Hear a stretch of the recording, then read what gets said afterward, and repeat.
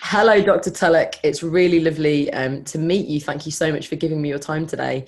Can you introduce yourself and just tell me a little bit more about what you do and who you are?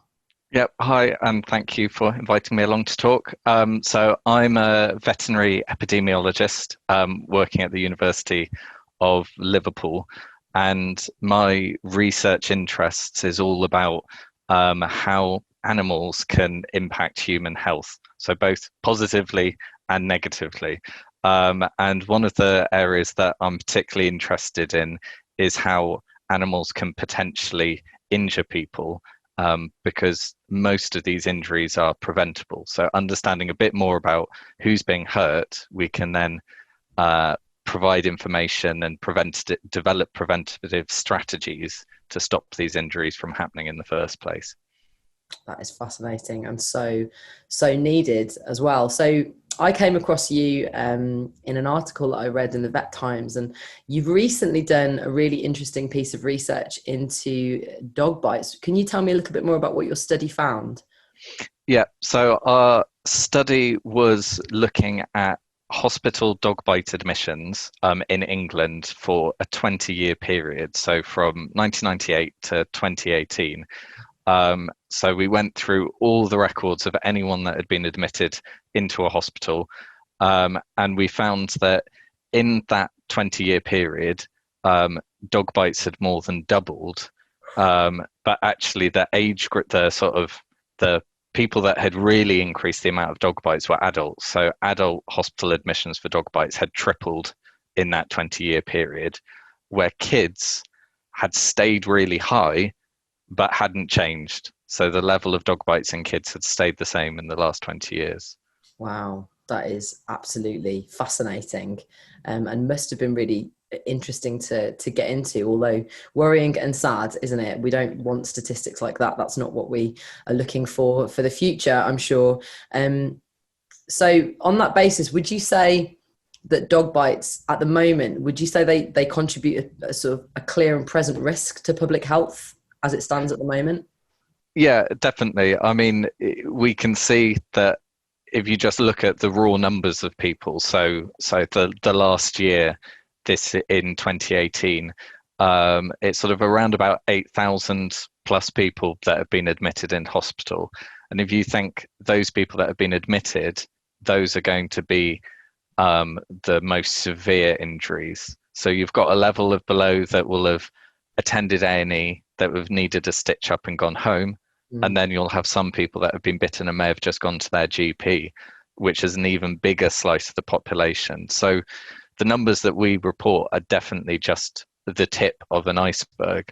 And there's probably an awful lot more people that are bitten every single year. And we can see there's a clear increase in the number of people that are getting bitten. So, unless new strategies are developed to try and stop this, then you can just see that number increasing and increasing.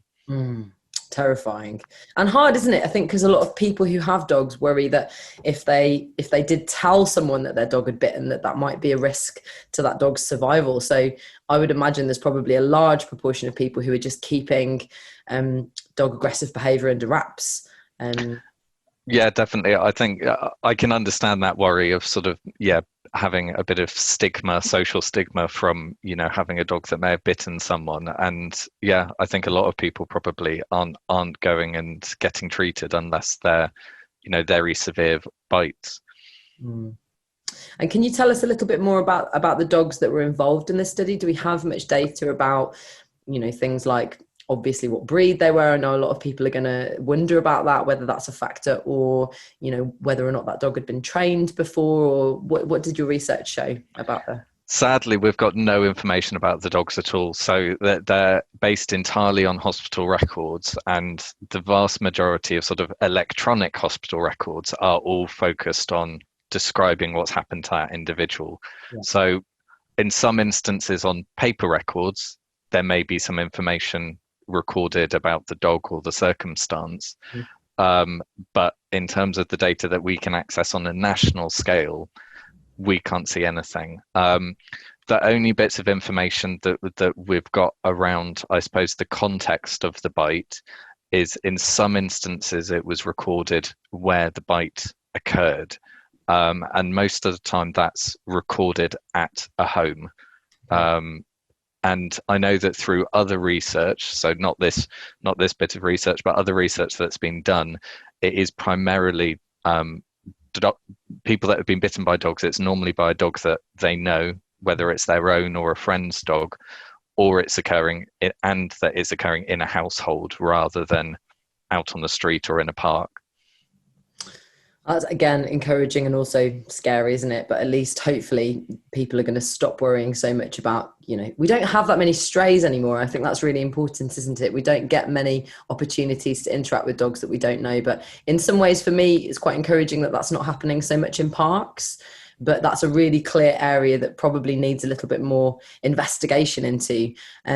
So what does the research point to as the causation factors? Like, what else? What's the general research body saying about what we think the causation factors might be?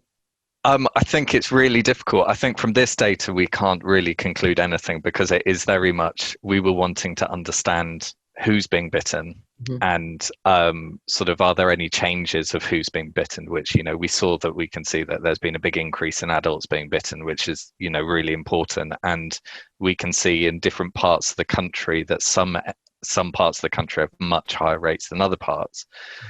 In terms of what's causing it, it is really challenging. I think some of it may be to do with understanding dogs' behavior, as simple as that, of that, understanding those little warning signs that the dog is giving you to say it's uncomfortable in a situation, and having the ability to understand that. Like, I know certainly I was never really taught that when I was younger.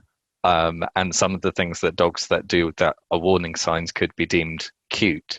So it's quite difficult. And I think that's some more messaging around that needs to sort of really be sort of delivered to as many people as possible, really.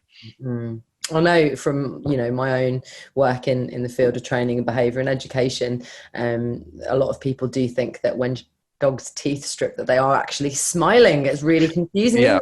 Humans smile with teeth. We're one of the few species that actually use teeth to smile. If you smile at a monkey like that, they're not going to be happy about it at all. Yeah, definitely probably a huge need to build in more education there. And really, I am a behaviourist and trainer, and I work with sort of fear-free and pain-free techniques specifically, because I think they're more effective in my experience than using dominance reduction programs or any force. Do you think that dog trainers have any role to play to sort of reduce these statistics? I think so. I think it's really important to have all dogs really going through some form of training program. Even if you're someone that's kept dogs their entire life, actually you may have some bad habits, as it were, with your dog that you're not aware of. And if you've never had a dog before, then actually learning the best way of sort of handling and living with your dog, I think, is really important. So I think having dog trainers involved in the life of your dog, I think, is really important, and I think is going to hopefully prevent some bites from happening. Yeah, this is it. I think it's really hard, isn't it? And I personally believe education is crucial, and should be done on a national level. That's my heart. I was bitten by a dog as a child. I've got this lovely big dog scar on my face because I was bitten as a baby, and that dog got put to sleep.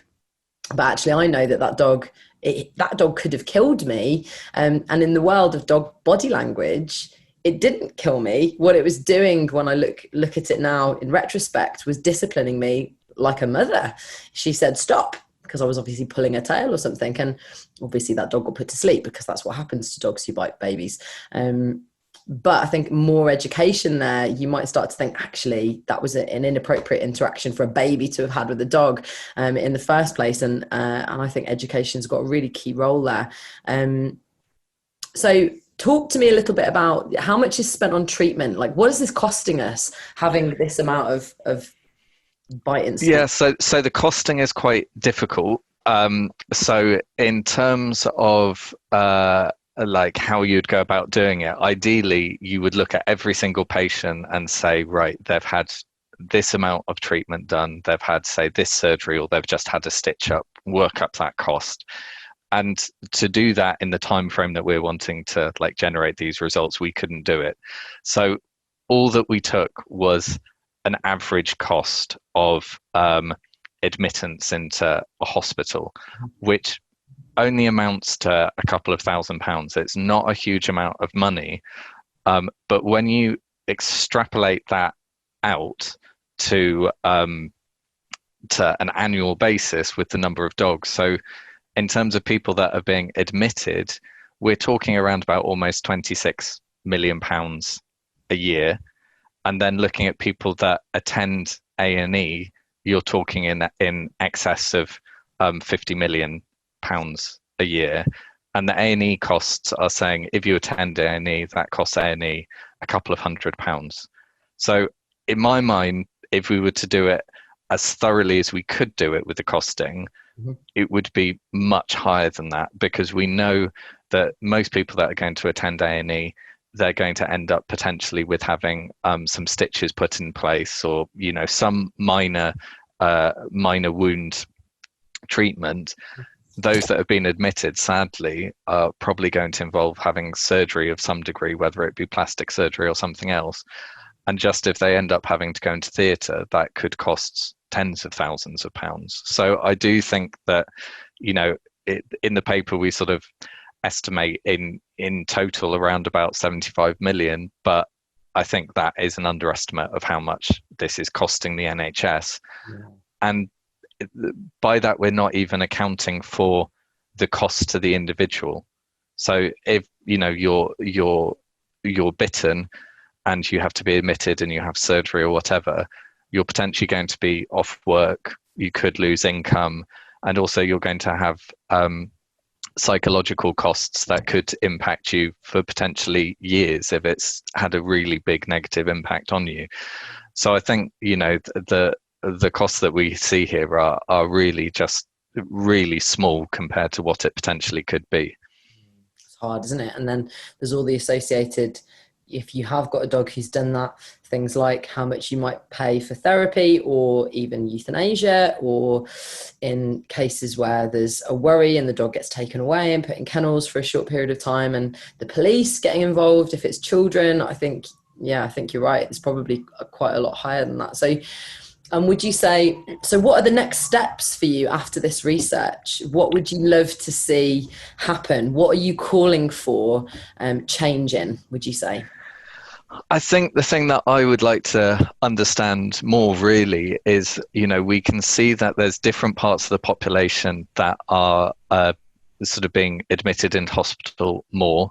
There's different parts of the country that have a lot higher rates. And I would really like to understand those differences, in terms of like public health solutions to various different problems. Dog bites in my mind are a public health issue.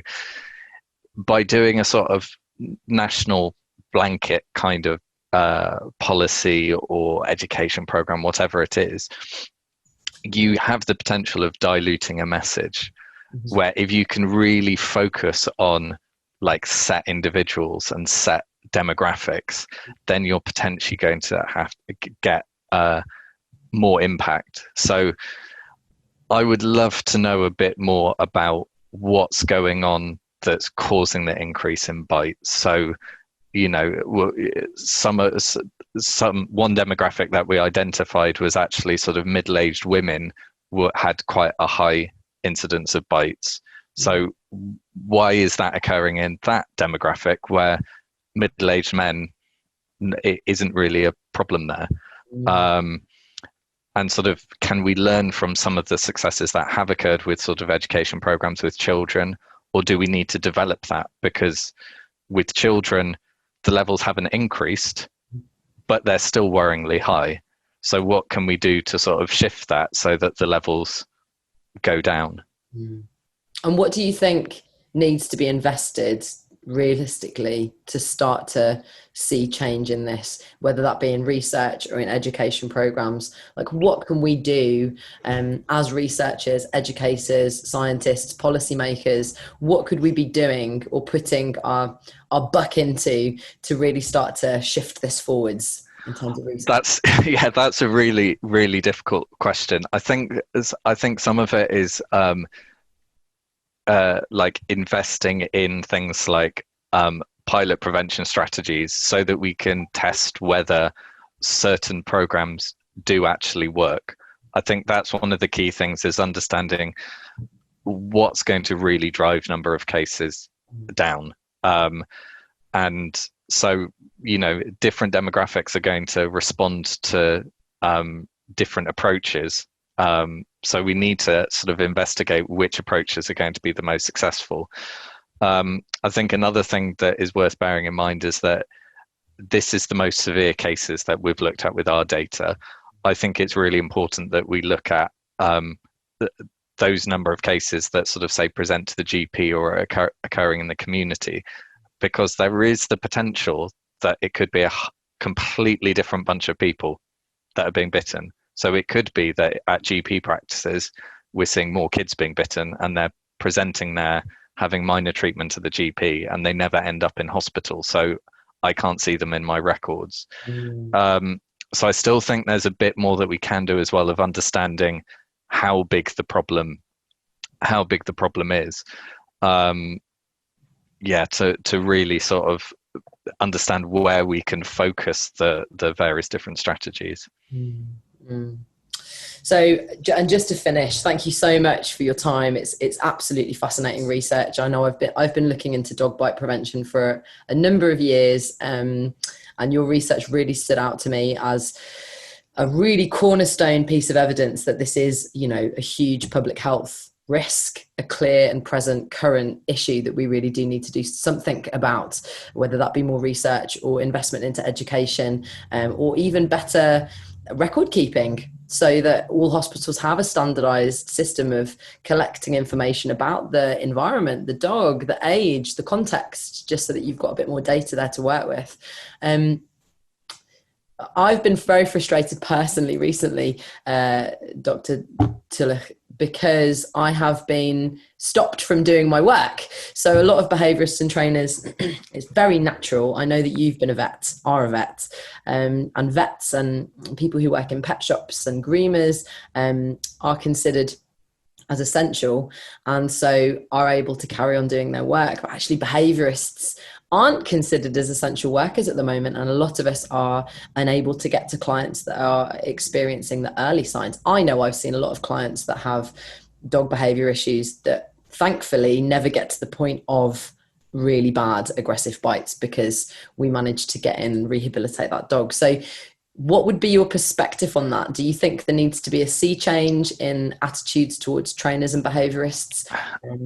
Yeah, I think it is a really difficult one. I think, at the moment, all of us can do is just follow what the government guidelines dictates. I do believe, behavioural problems are a welfare problem for the dog. And it is clear from sort of the guidance that like the veterinary profession have, that, the reasons why they can stay open and carry on doing their work is to ensure that animals aren't suffering and that there's no health and welfare problems. So, there is potential justification there to allow behaviourists onto the sort of essential workers list. I think it may be tricky to do that, but I think we are talking about welfare of animals, so I think there is definitely justification for it. I think it's tricky as well, because the field of dog training and behaviour is pretty much unregulated at the moment.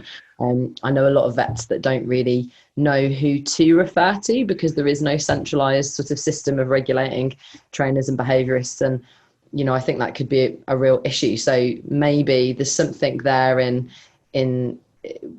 encouraging the behaviourists to be seen as frontline workers if they've passed some sort of regulation process and they've shown that they're accredited. Would you agree that would be helpful? Yeah, I think that that is one of the tricky things of obviously sort of with the vet profession, with vets and vet nurses, it's very clear that you've got your registered number with the Royal College, and it's from the government perspective, it is quite easy to monitor that. But yeah, if there's no sort of formal regulation or accreditation, then that does make it quite challenging. I'm sure that the vast majority of dog behaviourists and trainers are really good, but there could be some people that would then, sort of say that they're a dog behaviourist just because they want to get out and do things. So I think it does make it more challenging. I would just say that hopefully this is the last lockdown that we're in. Fingers crossed that this is the last one. And yeah, hopefully, within a month or 2 months or whatever, you'll be able to carry on, working as per, well, maybe not as per normal, but meeting with people outside and, being able to get more hands-on than at the moment. Thank you so much. Well, it's been really great to meet you, and it's fascinating. Your research is fascinating. So I'm sure we'll keep in touch. I'd love to pick your brains again as your research develops and moves forward in this area. And I know a lot of people will be really interested to read that a little bit more. And if they wanted to get hold of your research paper and look into the details a bit more, where would they get to do that? So if you were to, probably the easiest thing is if you put in University of Liverpool and then John Tulloch into Google, and there's I've got a profile page there within the university website, and you'd be able to find the dog bite paper there. Or even if you put in maybe my name and dog bites into Google, the paper would probably come up fairly quickly as well. That's fantastic. And can people get hold of you in any other realm? Are you on social medias? Yep, so I'm on social media. So I'm on Twitter, and my hashtag, my whatever my profile name is JT _epivet. Fabulous. Thank you so much, Dr. Tulloch. It's been a real pleasure to get to talk to you, and thank you for giving us a deeper insight into dog bites. No worries. Thanks very much for having me.